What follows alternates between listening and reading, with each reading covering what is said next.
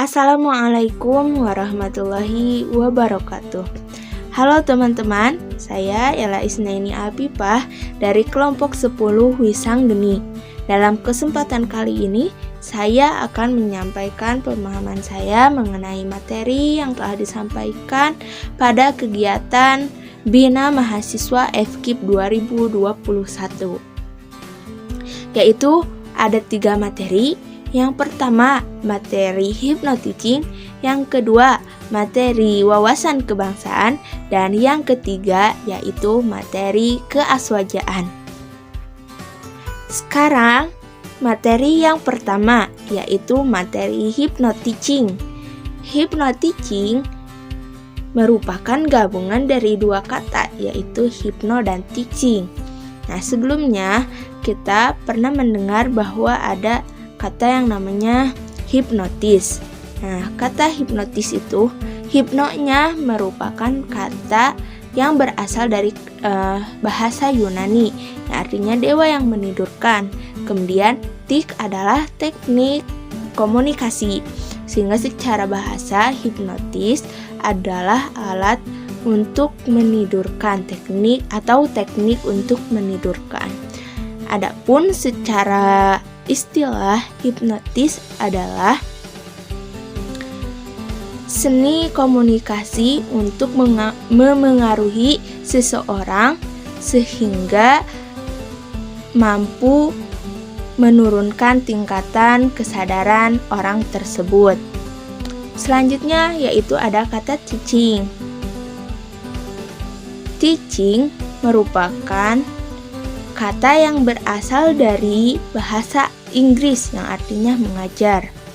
Nah, dari 2 kata tersebut dapat kita simpulkan bahwa hypnoteaching adalah seni komunikasi dalam mengajar dengan memberikan sugesti pada siswa agar siswa menjadi aktif, dan diharapkan melalui sugesti yang diberikan siswa mampu menjadi sadar dan tercerahkan bahwa banyak potensi yang luar biasa yang dimiliki oleh peserta didik atau siswa yang belum dioptimalkan dalam kegiatan belajar. Kemudian, perlu kita ketahui bahwa gelombang otak manusia itu terbagi menjadi beberapa tingkatan. Tingkatan yang pertama yaitu tingkatan beta, di mana kondisi tersebut terjadi ketika seseorang sedang mengalami kesadaran yang penuh, sehingga pada kondisi ini seseorang mampu melaksanakan 2 atau lebih suatu pekerjaan dalam satu waktu.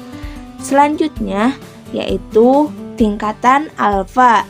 Tingkatan alfa merupakan tingkatan kesadaran seseorang mulai menurun atau mulai berkurang, yaitu biasanya terjadi ketika seseorang tersebut sedang mengalami bahagia ataupun sedih.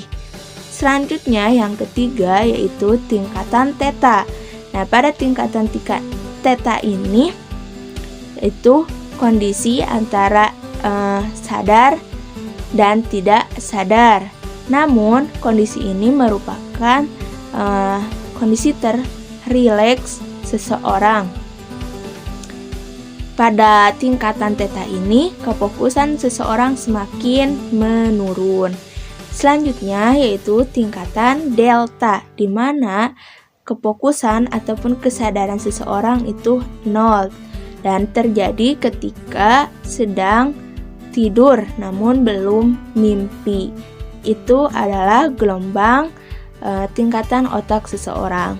Adapun pada kegiatan hipnotis itu merupakan penurunan tingkatan kesadaran otak dari tingkatan beta menuju alfa atau menuju theta. Selanjutnya, ada beberapa orang yang tidak bisa dihipnotis, yaitu yang pertama orang gila. Yang kedua adalah orang yang kecanduan terhadap narkoba. Dan yang ketiga adalah orang yang bodoh atau tidak mengerti bahasa ataupun tulisan. Nah, itulah materi mengenai hypnoteaching. Nah, yang mana materi hypnoteaching ini bertujuan untuk calon ibu dan bapak guru bisa melakukan mengajar dengan baik, yaitu salah satunya dengan menggunakan hypnoteaching. Materi yang kedua yaitu materi mengenai wawasan kebangsaan. Apa itu wawasan kebangsaan?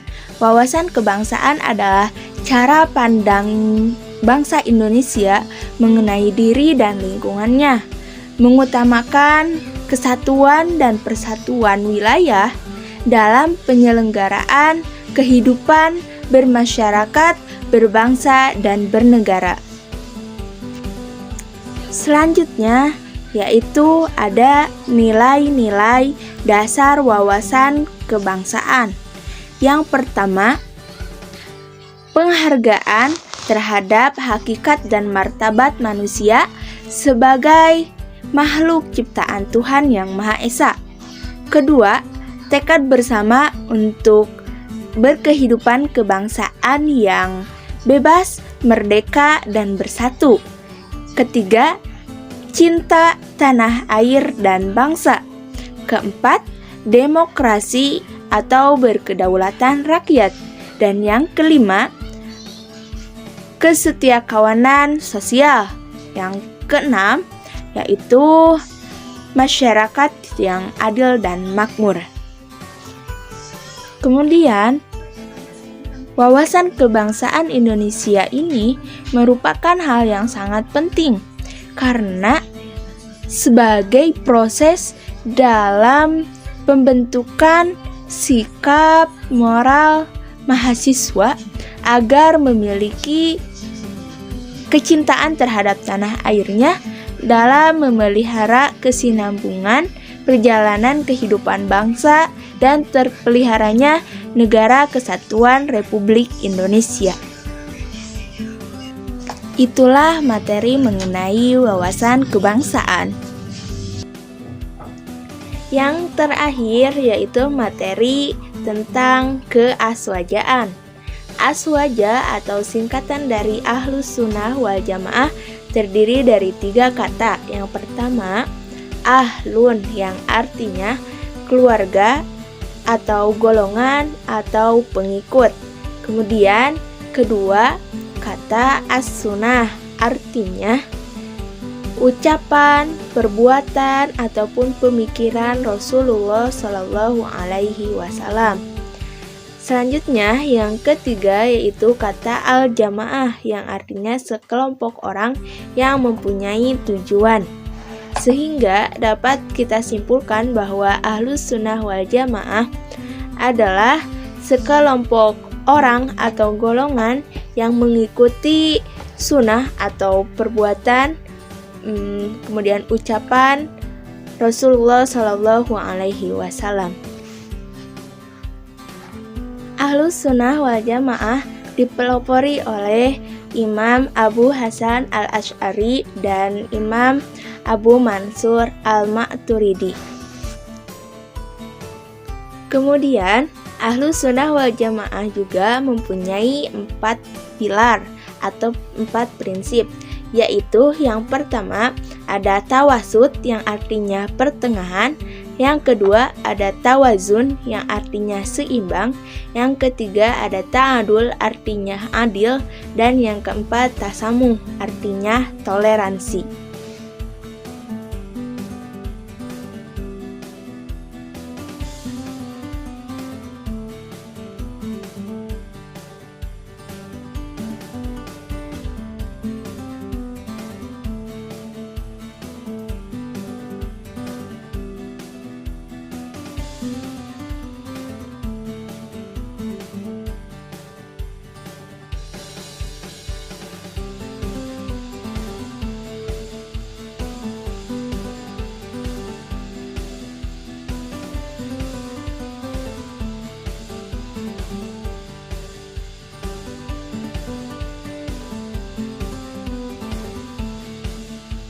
Mungkin dari saya dicukupkan sekian. Mohon maaf atas segala kesalahan dan kekurangannya.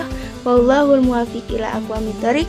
Wassalamualaikum warahmatullahi wabarakatuh.